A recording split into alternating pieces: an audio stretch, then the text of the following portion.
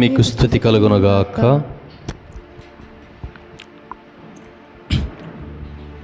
ప్రభువగు యేసు క్రీస్తునందు సోదరి సోదరులారా, ఆదివారం రోజు దేవుని వాక్యము మనం పఠించాలా, ఆలకించాలి, ధ్యానం చేసుకోవాలా. మరి ఈరోజు దేవుని మాట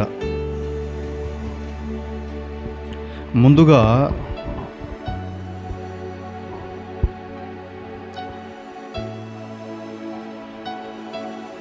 మన సమాజంలో ఎంతోమంది తప్పిపోతుంటారు. ఈ మధ్య కూడా ఒక అమ్మాయి తప్పిపోయిందని చెప్పి వార్తల్లో, చిన్న 2 ఏళ్ల పాప తప్పిపోయిందని చెప్పి వార్తల్లో ఉంది, విన్నారా? తుని పట్టణంలో 2 ఏళ్ల పాప తప్పిపోయింది. దొరకల, 10 రోజులైంది తప్పిపోయి.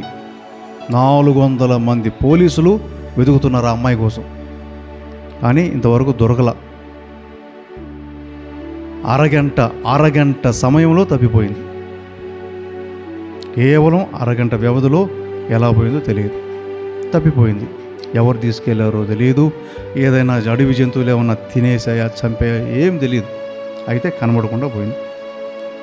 రకరకాలుగా చెప్తున్నారు, కిడ్నాప్ చేశారని, లేదంటే ఆ తండ్రులు అమ్మేశారని, లేదంటే అడవి జంతువులు తినే, ఏదో రకరకాలుగా. అయితే పాప అయితే జాడ దొరకలేదు.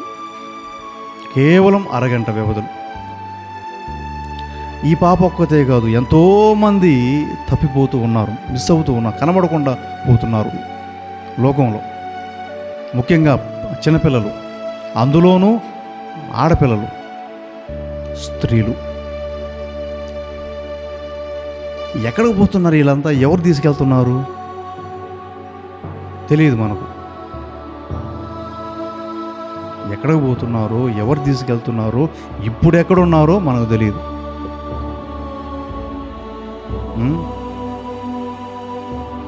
ఏమవా, ఏమి మంత్రాలు పెట్టారు మీరిద్దరు? ఏమవా,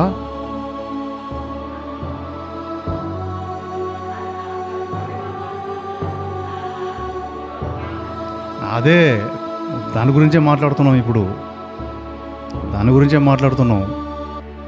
ఇప్పుడు తప్పిపోయింది ఆ అమ్మాయి. ఎవరికి తెలియదు ఎక్కడుందో, ఎవరు తీసుకెళ్లారో, బతికుందో చనిపోయిందో తెలియదు. మరి ఆ అమ్మాయి ఒక్కటి కాదు, నేను చెప్తున్నా కదా, దేశంలో, ముఖ్యంగా ప్రపంచంలో పక్కన పెడదాం, మన దేశంలో 2025-26 సంవత్సరానికి 1,00,000 మంది పైచులకు ఆడపిల్లలు, స్త్రీలు తప్పిపోయారు, కనబడకుండా పోయారు. ఒకరిద్దరు కాదు, 1,00,000 మంది. ఎక్కడికి పోయారు? పోలీస్ కేసులు నమోదయ్యాయి, 1,00,000 కేసులు నమోదయ్యాయి. ఏం తీర్మానించారంటే వీళ్ళు దొరకలేదు అని చెప్పి కేసు కొట్టేశారు. 1,00,000 కేసులు. పోలీసులకు వల్లగాక వీళ్ళు దొరకలేదు అని చెప్పి కేసు మిస్సింగ్ అని చెప్పి కేసు కొట్టేశారు. మిస్సింగ్ పెండింగ్ అని చెప్పి కేసు. 1,00,000 పైచులు కేసు. ఎక్కడ పోయినట్టు వీళ్ళందరూ? ఎక్కడ ఉన్నట్టు? ఎవరు చేస్తున్నారు ఇదంతా? ఇవన్నీ ప్రశ్నలు. మనకెందుకు అయినా అని మీరు అనుకోవచ్చు. ఎక్కడో తప్పిపోతే మనకెందుకు అని మీరు అనుకోవచ్చు. రేపొద్దున నీ ఇంట్లో కూడా తప్పిపోవచ్చు, తెలియదు మనకు. కరోనా ఎక్కడో స్టార్ట్ అయింది, నీ ఇంటికి రాలా? అలా ఈ రోజున వాళ్ళ ఇంట్లో తప్పిపోతున్నారు, కనబడకుండా పోతున్నారు. రేపు మన ఇంట్లో కూడా పిల్లలు మాయమైపోవచ్చు, చెప్పలేం. కాబట్టి విషయాన్ని మనం మాట్లాడుకోవాలా. దేవుని వాక్యం ఈ రోజున మనకు అందులో ఏదో ఒక విషయం మనకు చెప్తూ ఉంది. దేవుని మాట. కనబడకుండా పోతున్నారే, తప్పిపోతున్నారే, ఎక్కడికి పోతున్నారు? ఎవరు చేస్తున్నారు ఇదంతా? ఎందుకు చేస్తున్నారు? మనకేంటి అవసరం అని చూస్తే, సోదరి సోదరులారా, ఎందుకు చేస్తున్నారు? అపహరించారు అనుకుందాం. ఎందుకు అపహరిస్తున్నారు? ఈ రోజున ఎంతమంది బాధితులు? ప్రపంచంలో ఎంతమంది బాధితులు? తప్పిపోయిన వారు, కనబడకుండా పోయిన వాళ్ళు, ఆడపిల్లలు, చిన్నపిల్లలు, స్త్రీలు, అక్రమ రవాణా, మన దేశం నుంచి అరబ్ దేశాలకు అమ్మేస్తున్నారు. బాధితులు కదా వీళ్ళందరూ బాధితులు కదా. ఎంతోమంది బాధితులు, కోర్టుల్లో న్యాయం దొరక్క బాధితులు బాధపడేవారు.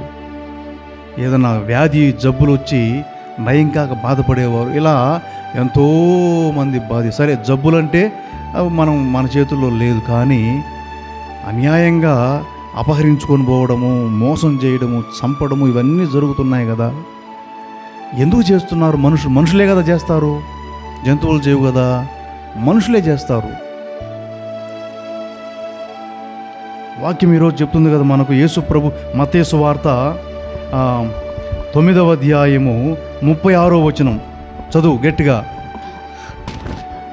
నిస్సహాయులై బాధలతో మ్రగ్గుచు కాపరి లేని గొర్రెల వలె చెదరి ఉన్న జన సమూహమును చూచి ఆ కరుణామైన కడుపు తరుక్కొని పోయిందంట. నిస్సహాయులై బాధలతో మ్రగ్గుచు. మనం వీళ్ళ గురించే మాట్లాడుతున్నాం ఇప్పుడు. నిస్సహాయులు, ఆ చిన్నారి పాప నిస్సహాయురాయులు, 2 ఏళ్ళ వయసు. ఎవడెత్తుకెళ్ళిపోయాడు? ఎదురు తిరగలేదు, ప్రతిఘటించలేదు.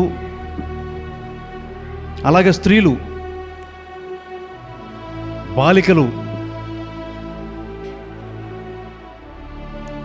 నిస్సహాయులు, విధవరాండ్రు నిస్సహాయులు. ఇలా ఎందరో నిస్సహాయులు, బాధితులు మ్రగ్గిపోతున్నారు ఈ లోకంలో. వాళ్ళ బాధలు మనకు తెలియదు, చెప్పుకోలేరు. అసలు వాళ్ళు ఎక్కడున్నారో తెలియదు, ఏ బాధలు పడుతున్నారో, ఎవరింట్లో ఉన్నారో, ఏ కష్టంలో ఉన్నారో మనకు తెలియదు. నిస్సహాయులు, బాధలచే మ్రగ్గుతున్నవారు.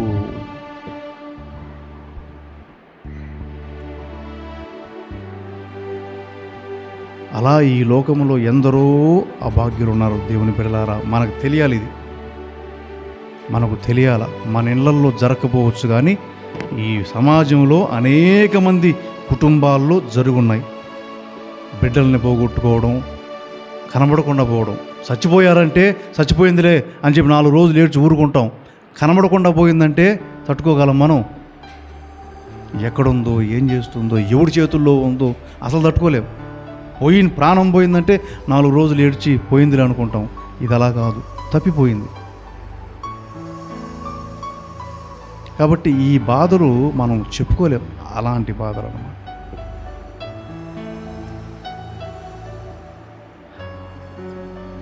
ఈ అమ్మాయి విషయం అలాంటిది, తప్పిపోయింది, ఎక్కడుందో తెలియదు. మరి ఆ అమ్మాయిని ఏం జరిగిందో ఆ అమ్మాయికి ఎవరు చూశారు? ఆ అమ్మాయితో ఉండే కుక్క. ఆ కుక్క చూసింది, మరి అది మనకు చెప్పలేదు, చెప్పినా మనకు అర్థం కాదు. అమ్మాయిని ఎవరు ఎత్తుకెళ్ళారో, జంతువులు ఎత్తుకెళ్ళాయా, తినేసాయా, నాకు తోడేళ్ళు ఏమన్నా లాక్కుపోయాయా, చూసింది ఎవరు? ఆ కుక్క. అదే మనకు చెప్పలేదు, చెప్పినా మనకు అర్థం కాదు.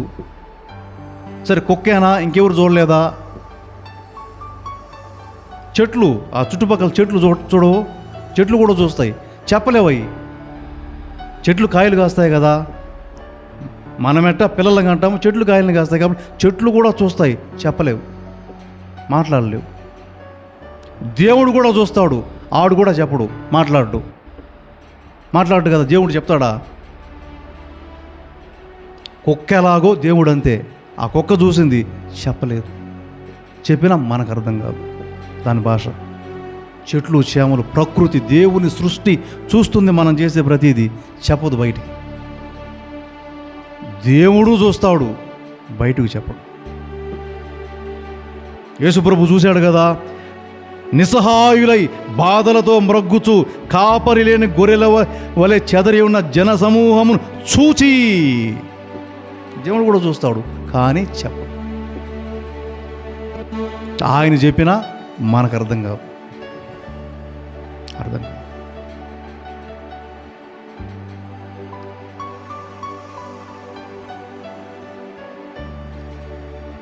అలా ఈ ఈ లోకములో ఎందరో బాధితులు, అభాగ్యులు,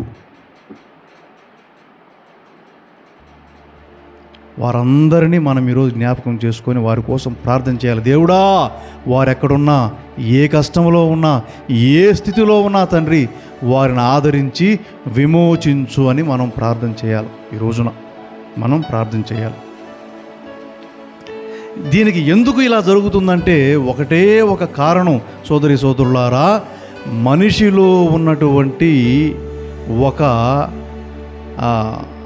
ఒక పోకడ. ఏమిటా పోకడ అంటే మనుగడ ఏమంటారు దాన్ని? మనుగడ సంక్షోభం అంటారు దాన్ని. ఇది మీకు అర్థం కాదు ఈ మాట. మనుగడ సంక్షోభం అంటే నేను నా మనుగడ కోసం ఎంతకైనా దిగించడం.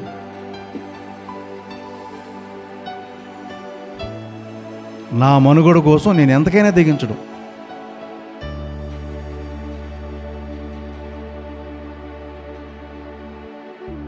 మనుగడ సంక్షోభం. ఈ రోజున దానివల్లే ఇన్ని అనర్థాలు జరుగుతున్నాయి ఈ లోకంలో. మనుగడ, నేను, నా కుటుంబం, నా పరువు ప్రతిష్ట అనుకోవడం.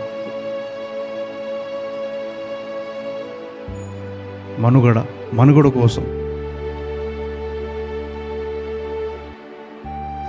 జంతువుల్లో ఉండదు, మళ్ళీ ఇది మనలో ఉంటుంది. ఒక్క మనిషిలోనే ఉంటుంది, జంతువుల్లో ఉండదు.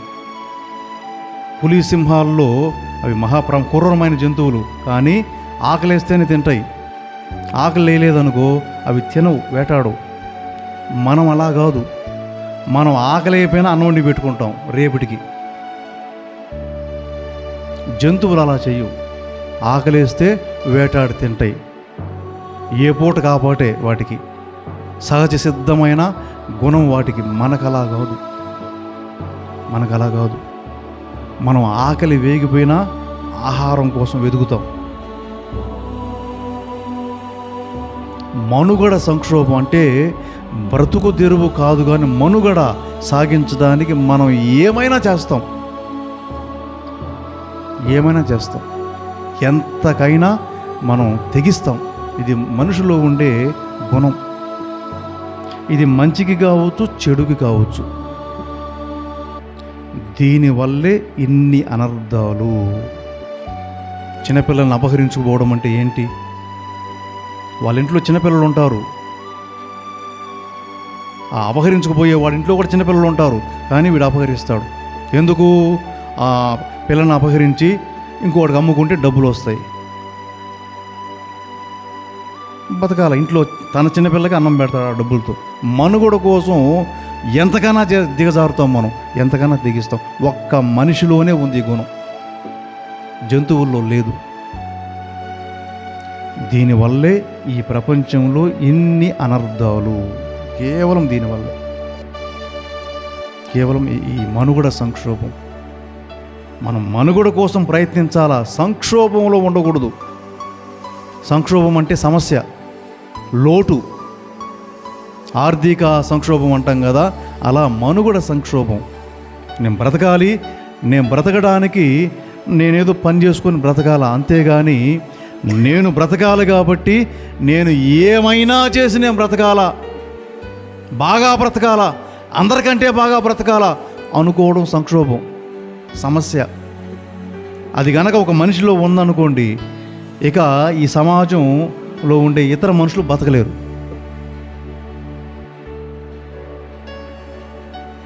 దొంగతనాలు చేస్తారు, హత్యలు చేస్తారు, అపహరిస్తారు. ఇంకా వాళ్ళు చేయిందంటూ ఉండదు. ఇలాంటి ఆలోచన ఉన్నవారు మనుగడ సంక్షోభం ఉన్నవారు. కాబట్టి మనలో అది ఉండకూడదు.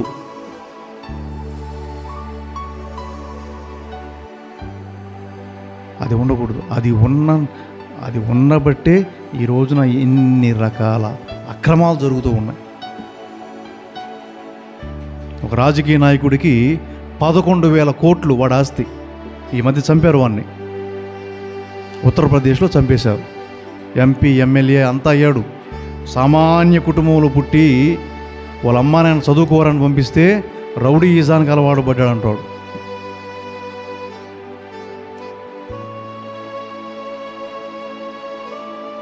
ఏమిరా నువ్వు చదువుకు పంపిస్తే ఇట్లా అంటే చదువుకోవాలా, రౌడీ ఈజానికి అలవాటు పడ్డాడు.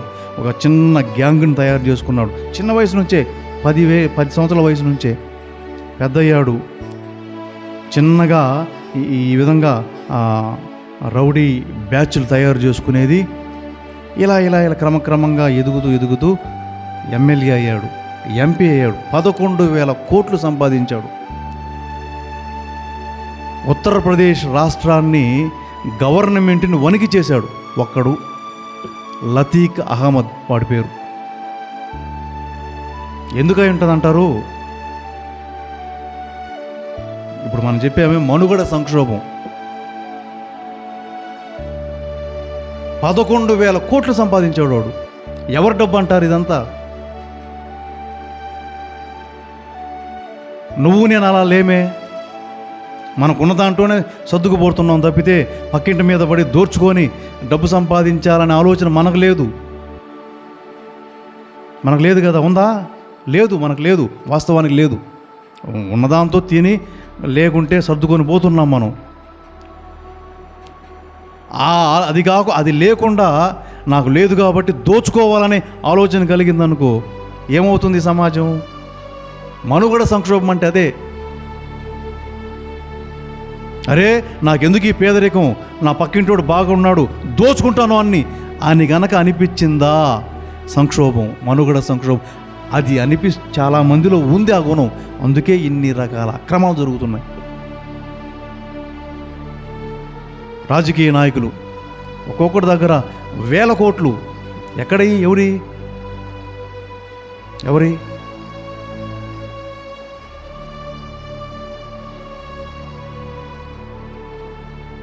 ఇలా సోదరుల దీనివల్ల బాధితులు ఎక్కువ.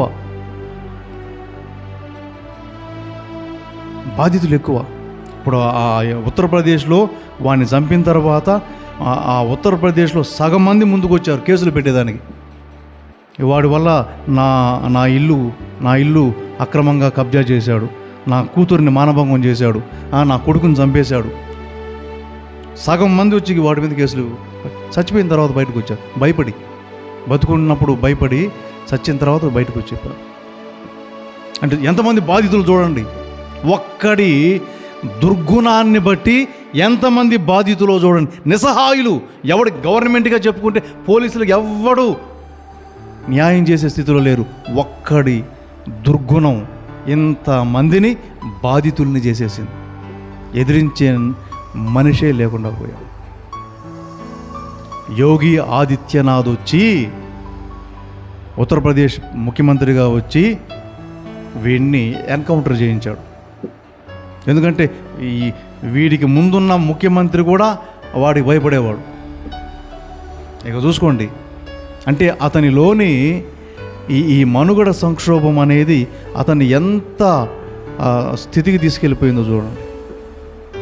బీజేపీ గవర్నమెంట్ వచ్చి ఉత్తరప్రదేశ్లో యోగి వచ్చిన తర్వాత వాడిని జైల్లో పెట్టించాడు. ఫస్ట్ జైల్లో నుంచి కూడా చేసేవాడు అంటాడు.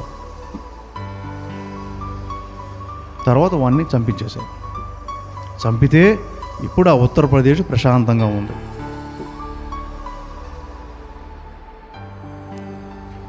సోదర విషయం ఏంటంటే, ఎందరో బాధితులు, నిస్సహాయులు, బాధలచే మ్రగ్గిపోతున్నవారు.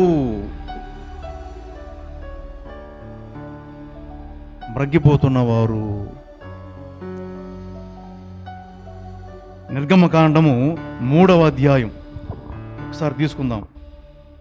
నిర్గమకాండం 3వ అధ్యాయము 7-8 వచనాలు.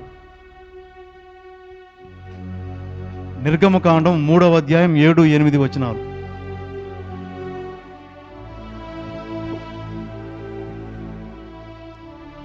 అంతటా దేవుడైన యావే ఐగుప్తు దేశములో నా ప్రజలు అనుభవించు బాధలు నేను కన్నులారా చూచితిని. ఏమంటున్నాడు దేవుడైన యెహోవా? ఏమంటున్నాడు?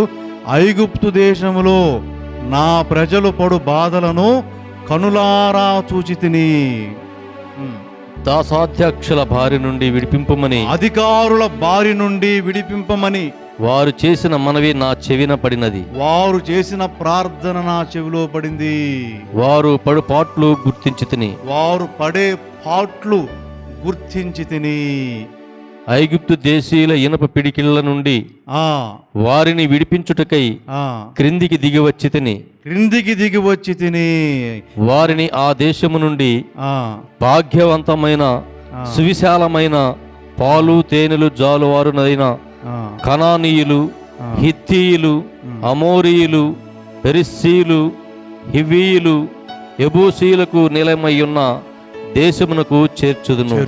దేవుడు చెప్తున్నాడు, ఏమంటున్నాడు? ఇదిగో నేను నా ప్రజల బాధలు చూశాను, వారి ప్రార్థన మొర విన్నాను, వారు పడే పాటలు గుర్తించాను, అందుకోసమే వారి కోసం దిగి వచ్చాను నేను. మోషే చెప్తున్నాడు ఈ మాటలు. అంటే ఇక్కడ మనకు ఇంత అన్యాయం జరుగుతున్నప్పుడు మనకు ఓదార్పు మాట ఏంటంటే భగవంతుడు చూస్తున్నాడు.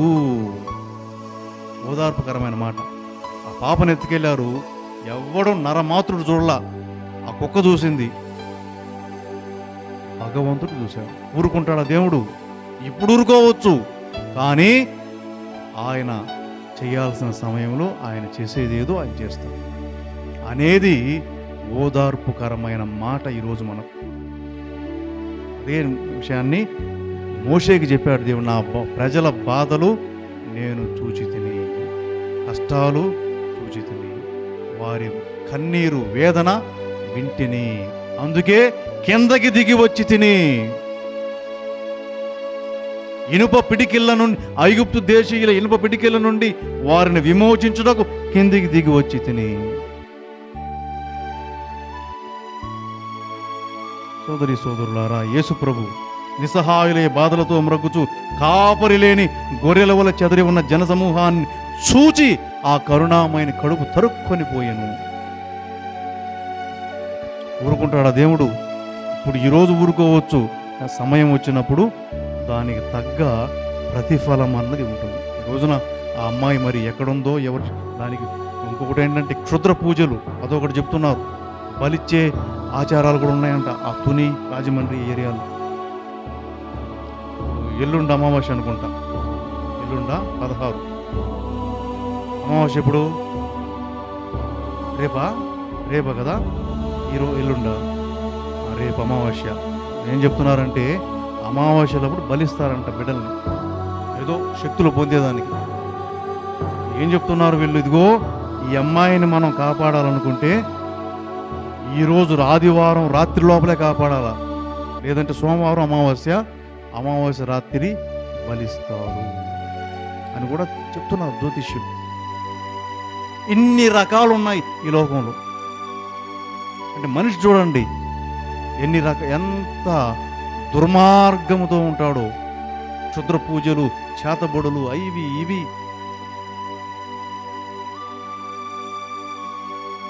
దేవుడు చూస్తున్నాడు,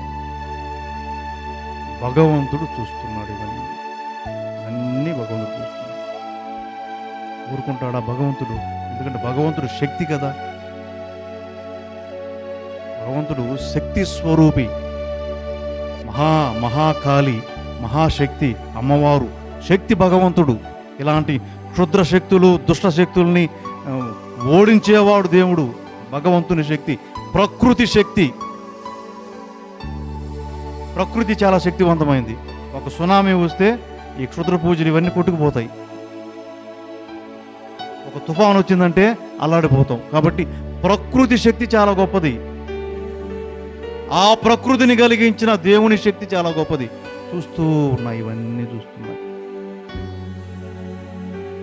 నేను నా ప్రజల బాధలు చూచి తిని.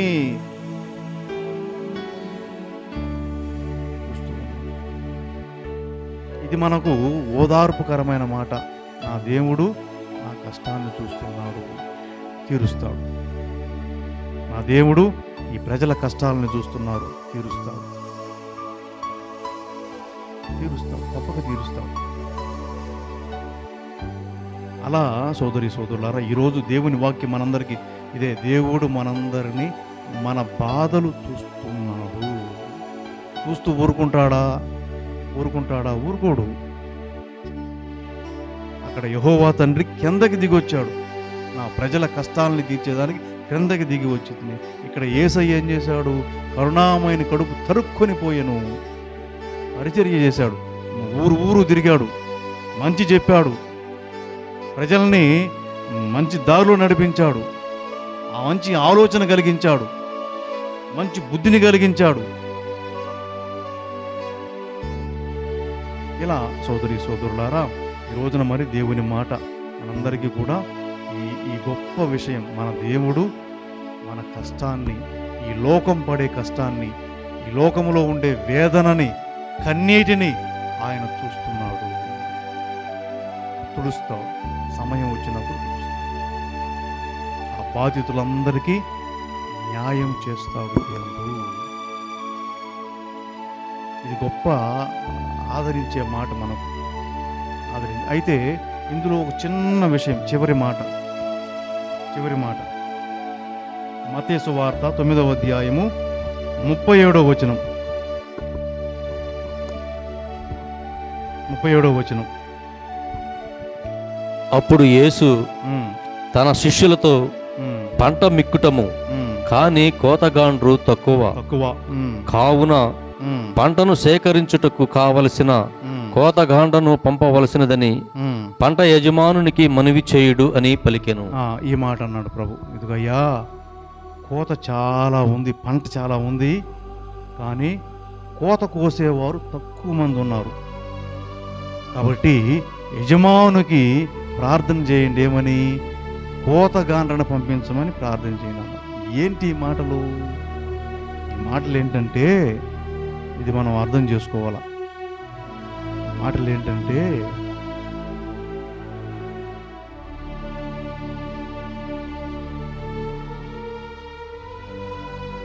బాంబు పెట్టారు ఒక ఇంట్లో బాంబు పెట్టారు. దాన్ని ఎవరు తీస్తారు? పోయి ఎవరు తీస్తారు? రావు. ఒక ఇంట్లో బాంబు పెట్టారు, సమాచారం వచ్చింది పోలీసులకి, ఇదో పలానా ఇంట్లో బాంబు పెట్టారయ్యా, ఇన్ని గంటలకు పేలిపోతుంది అని చెప్పారు. ఎవరు తీస్తారు దాన్ని? పోయి పోలీసుల్లో దానికంటూ ఒక సెక్షన్ ఉంటుంది, బాంబు స్క్వాడ్ ఉంటుంది. వాళ్ళ పని ఏంటంటే, ఎక్కడైనా బాంబులు పెట్టుంటే పోయి ఆ ఫీజు పెరికేయాలి, పేలకుండా చేయాలి దాన్ని. దానికోసం ట్రైనింగ్ తీసుకొని ఉంటారు. అది అయితే ఇందులో ఇప్పుడు ఈ రోజుల్లో ఉన్నటువంటి బాంబు ఎలా ఉన్నాయంటే, ఫీజులు పెరిగేదేం ఉండదు. ఒకసారి దాన్ని టైం పెట్టి యాక్టివేట్ చేస్తే అది పేలిపోతుంది, ఆపేది ఉండదు, అది పేలిపోతుంది. ఫీజు పెరిగితే ఆగిపోయే బాంబులు లేవు ఇప్పుడు, ఆ పాత రోజులు. అది పేలుతుంది తప్పక. సమాచారం ఇస్తారు, అయ్యా పలానా గుళ్ళో బాంబు పెట్టారు, మీరు రావాలని. ఏం చేయాలి వీడు?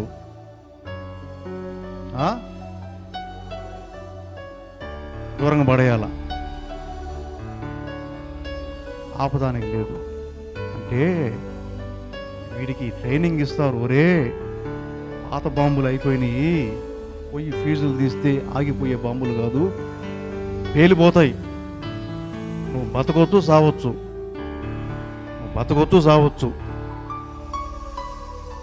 ట్రైనింగ్ ఇస్తారు. నీ చేతుల్లో అది పేలొచ్చు, లేదా టైం ఉంటే నువ్వు దాన్ని దూరంగా పడేయచ్చు. కాబట్టి రెండింటికి నువ్వు రెడీగా ఉండాల. సూయిసైడ్, నీ టైం బాగుంటే బతుకుతావు, లేకుంటే పోతావు. సూయిసైడ్ మిషన్ అంటాం దీన్ని, ఆత్మార్పణ సేవ. వాడికి ముందే చెప్పేస్తారు, నువ్వు సావచ్చు, బతకొచ్చు, సిద్ధంగా ఉండాల్సిందే. యేసు ప్రభు ఇక్కడ ఏమన్నాడు? పంట విస్తారము, కోతగాండ్రు తక్కువ అన్నాడే. ఎవడి కోతగాండ్రు పంపించమని దేవునికి, యజమానికి ప్రార్థన చేయండిరా అన్నాడే. ఎలాంటి కోతగాండ్రు అంటే, ఇలాంటి కోతగాండ్రు. ఎలాంటి వాళ్ళు? బాంబు పేలుతుంది, నువ్వు సావచ్చు, బతకొచ్చు, కానీ నువ్వు పోయి దాన్ని తీయాల. అలాంటి కోతగాండ్రు. యేసు ప్రభు అందులో మొదటోడు. అందులో మొదటివాడు యేసు ప్రభువే. పరిచర్య చేయాలా? ఎలాంటి పరిచర్య అంటే చచ్చిపోయాడు కదా ఆయన, చంపేశారు కదా ఆయన్ని, మొదటి వ్యక్తి ఆయనే. పరిచర్య సేవ చేయాలా? ఎలాంటి సేవ అంటే ప్రాణం ఉండొచ్చు పోవచ్చు, నీట్గా ఇస్త్రీ మడత మరవకుండా వచ్చి చేసే పరిచర్య కాదు అది. పంట విస్తారం, కోత కోసేవాళ్ళు తక్కువ, కోసేవాళ్ళని పంపించమని దేవునికి చెప్పు.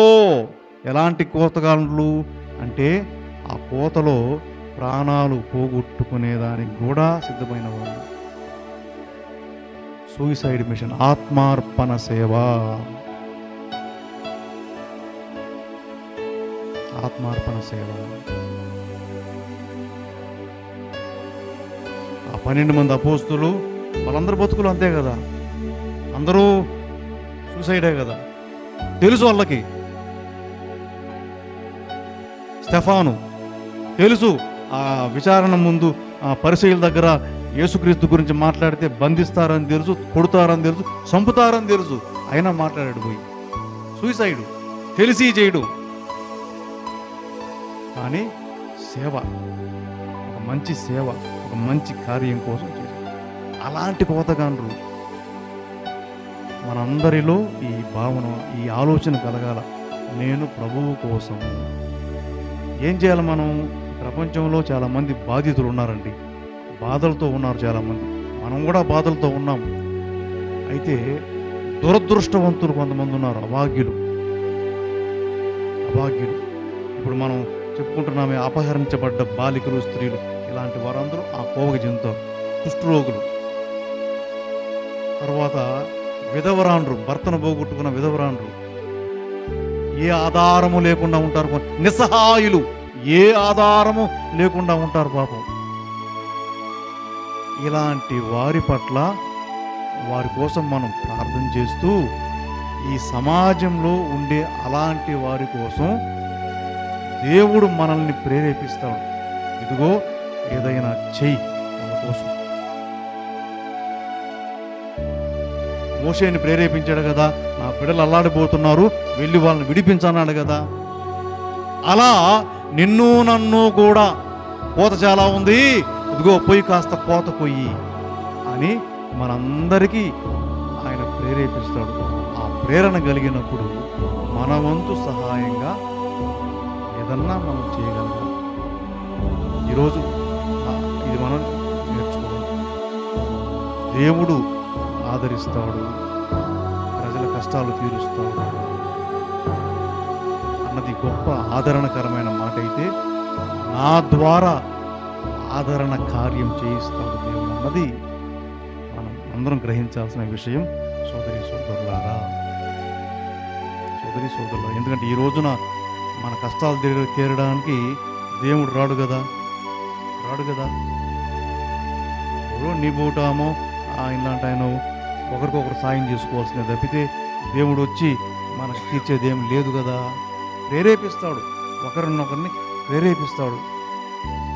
అలా మనం ప్రేరణ పొంది ఈ సమాజంలో కాస్తంత సేవ చేయాలి. ఇది ఈరోజు వాక్యం.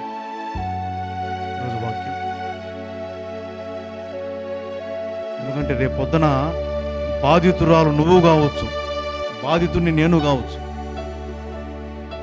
ఇప్పటి వరకైతే మనం బాధితులం కావు, రేపు పొద్దున అవ్వచ్చేమో బాధితులు. నువ్వు వ్యాధి రావచ్చు, లేదా మనమే ఏమో వికలాంగులు కావచ్చు, అనారోగ్యానికి గురి కావచ్చు, తప్పిపోవచ్చు, ఏదైనా జరగవచ్చు. మనకు బాధితులము మనం ఖచ్చితంగా అవుతాం.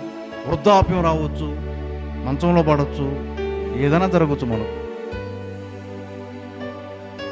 అప్పుడు మనకి ఇంకొకరు సహాయం చేయాల్సిన అవసరం ఉంది. సహాయం చేయలేదనుకో మనకు బాధితులం అయిపోతాం, మనం నిస్సహాయం అయిపోతాం, మ్రగిపోతాం. ఎవరు సహాయం చేస్తారు? దేవుడా రాడు. చేస్తే నీ ఇంట్లో నీ కొడుకో నీ కూతురో నీ పక్కింటి ఆవిడో చేయాలా. కాబట్టి ప్రేరణ, దైవ ప్రేరణ మనందరిలో ఆయన ప్రేరేపిస్తారు. ఇదిగో కాస్త సహాయం చేయి, కాస్త సహాయం చేయి నాయన అనే ప్రేరణ వచ్చినప్పుడు ఆ ప్రేరణ కలిగి ఒకరినొకరు మనం ఆదుకునే గుణం కలిగి ఉందాం. ఇది ఈ రోజున దేవుని మాట. ఈ వాక్యం ద్వారా మనందరినీ ఆ ప్రభువు దీవించును గాక. ఆమేన్.